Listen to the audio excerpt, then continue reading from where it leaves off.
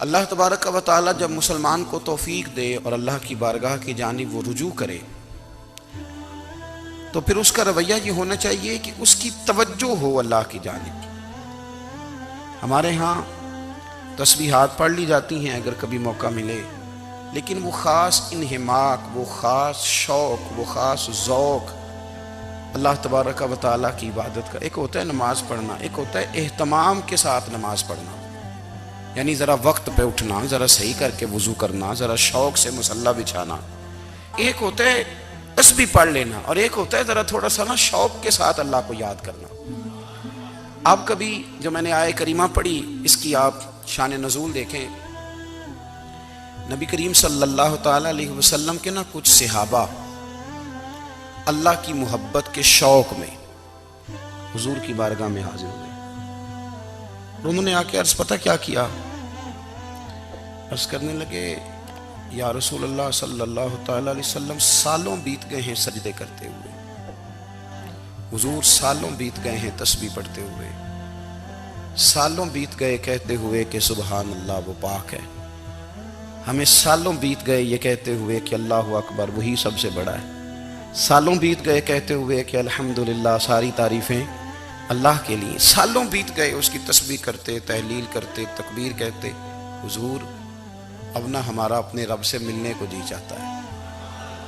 تبھی یہ حقیقت منتظر نظر آنا لباس مجاز میں، لاکھوں سجدے تڑپ رہے ہیں میری جبین نیاز میں، اور اقبال کہنے لگے کہ تیرے عشق کی انتہا چاہتا ہوں، تو میری سادگی دیکھ کیا چاہتا ہوں، میرا ذرا سا تو دل ہے مگر شوق اتنا، میں وہی لن ترانی سنا چاہتا ہوں۔ میرا بھی دل کرتا ہے کہ اللہ میں تجھے کہوں میں تجھے دیکھنا چاہتا ہوں جس طرح حضرت موسیٰ کلیم علیہ السلام نے کہا تھا، اور تو مجھے کہے کہ لن ترانی تو نہیں دیکھ سکتا، ذرا سا تو دل ہے مگر شوق اتنا، میں بھی وہی لن ترانی سنا چاہتا ہوں۔ پھر کہنے لگے بھری بزم میں راز کی بات کہہ دی، بڑا بے ادب ہوں سزا چاہتا ہوں۔ دیکھو سب لوگوں کے بیچ ہی میں نے یہ کہہ دیا۔ میرے عزیز صحابہ نا شوق میں، کتنے سارے لوگ ہیں آپ، کتنی ماشاءاللہ بڑی تعداد میں آپ آئے، ہم بھی کبھی اس شوق میں گئے ہیں کہ ہمارے رب کو دیکھنے کو دل چاہتا ہے، ہمارا جی چاہے وہ کبھی ہمیں ملے۔ حضرت عبداللہ ابن عمر رضی اللہ تعالیٰ عنہ حضرت عمر کے صاحبزادے، مکہ مکرمہ میں ان کی قبر ہے، میں نے جب انہیں پڑھا تو مجھے ان سے بڑا پیار ہو گیا، لیکن آپ کو پتہ ہے وہاں جا کے کسی شخص کا مزار تلاش کرنا یا پوچھنا ایک مشکل کام ہوتا ہے۔ تو ایک دفعہ میں مکہ شریف میں حاضر تھا، تو ایک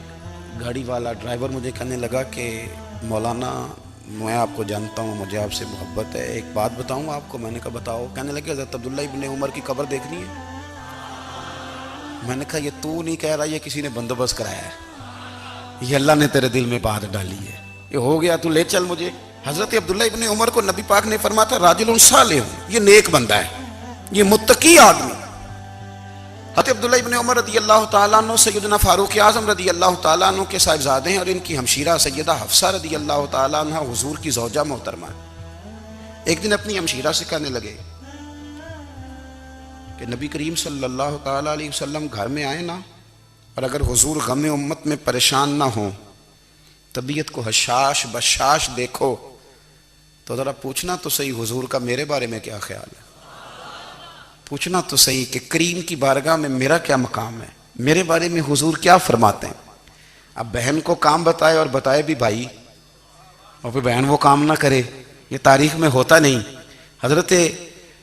عمر فاروق رضی اللہ تعالیٰ عنہ کی صاحبزادی ام المومنین رضی اللہ تعالیٰ عنہ فرماتی ہیں کہ میں تو بس منتظر تھی، انہوں نے تو کہا تھا نا کہ اگر تم حشاش بشاش دیکھو تو بات کرنا، لیکن حضور تشریف لائے، میری باری تھی، میرے گھر تشریف لائے، کھانا پیش کیا تو فوراً میں نے عرض کی حضور ایک بات پوچھنی تھی،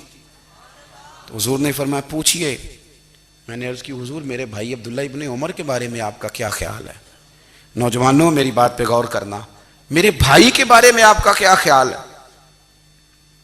تو نبی کریم صلی اللہ تعالیٰ علیہ وآلہ وسلم نے میری طرف دیکھا، اور پھر حضور زیر لب تھوڑا مسکرائے، اور بریلی کے امام کہتے ہیں کہ حضور مسکرا دیتے تھے نا تو جو بڑا دکھی ہوتا تھا وہ بھی ہنس پڑتا تھا۔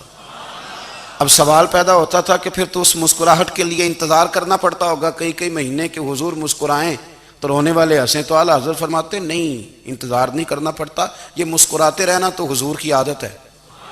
جس کی تسکین سے روتے ہوئے ہنس پڑے اس تبسم کی عادت پہ لاکھوں سلام۔ یعنی یہ تو عادت ہے حضور کی مسکراتے رہنا، اس کے لیے انتظار نہیں کرنا پڑتا۔ بھائیو آپ خیال رکھیں گے، غور کریں گے، حضرت عبداللہ ابن عمر رضی اللہ تعالیٰ عنہ کے بارے میں پوچھا تو سیدہ فرماتی ہیں کہ نبی کریم صلی اللہ تعالیٰ علیہ وسلم نہ زیر لب مسکرائے اور فرمائے حفصہ تیرا بھائی ہے تو اچھا، لیکن میں نے سنا ہے کہ عشاء کی نماز پڑھتا ہے تو فجر تک سویا ہی رہتا ہے۔ او نوجوانوں، 10 بجے تک سونے کی بات نہیں ہوئی، 9 بجے تک سونے کی بات نہیں ہوئی، 11 بجے اٹھنے کی بات نہیں۔ حضور فرمانے لگے میں نے سنا ہے کہ عشاء کی نماز پڑھ کے سو جاتا ہے اور فجر تک سویا ہی رہتا ہے، اسے چاہیے کہ تہجد کے وقت اٹھا کرے، اللہ کی بارگاہ میں حاضر ہوا کرے، آہوزاری کرے، سجدے کرے، عبادت کرے، اٹھتا ہے اور فجر میں جا کے اٹھتا ہے۔ حضرت جناب حفصہ رضی اللہ تعالیٰ عنہ کہتی ہے میں نے جناب عبداللہ ابن عمر کو پیغام دیا اور میں نے کہا میرے جوان بھائی سن، نبی پاک نے فرمایا ہے تو اچھا پر تہجد میں نہیں اٹھتا، نفل نہیں پڑھتا۔ او میری ملت کے جوانوں، مزہ نہیں آ جاتا جب ساری دنیا سوئی ہو، ساری دنیا، اور بستر بھی گرم ہو اور نیند بھی پورا غلبہ کر رہی ہو، اور اچانک گھنٹی بجے دماغ میں، آنکھ کھلے، گھڑی پہ نظر پڑے، 3:30 4 بجے کا پیغام گھڑی بتائے،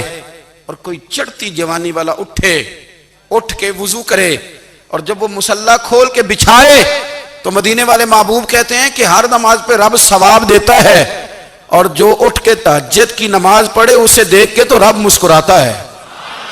جو اس کی شان کے لائق ہے، جو اس کی شان کے لائق، وہ مسکراتا ہے، خوش ہوتا ہے کہ میرا بندہ تہجد میں اٹھ گیا، وہ مسکراتا ہے۔ کاش ہماری صبحیں کبھی اپنے مالک کے نام ہو جائیں۔